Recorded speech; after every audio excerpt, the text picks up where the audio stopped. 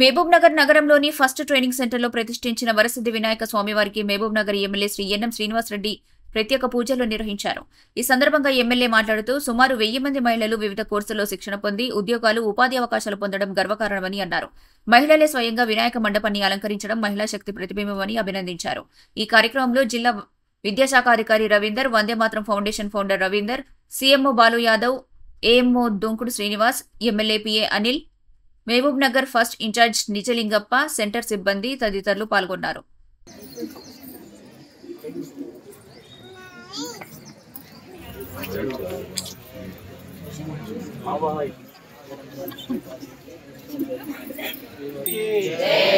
ఏకదంతునికి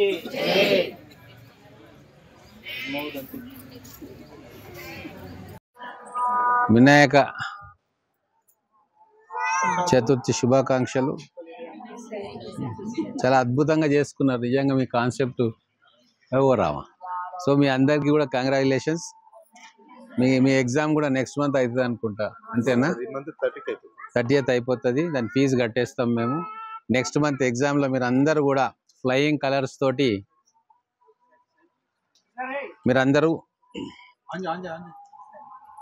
ఉత్తీర్ణు కావాలని కోరుకుంటూ all the best.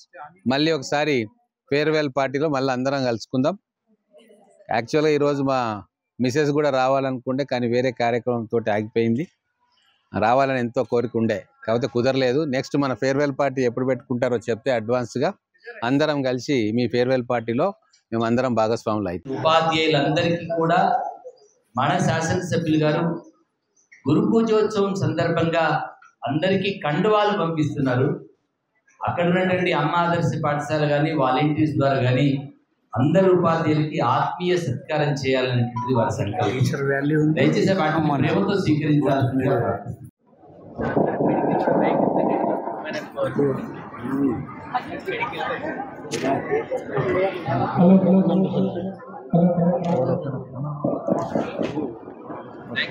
Hello.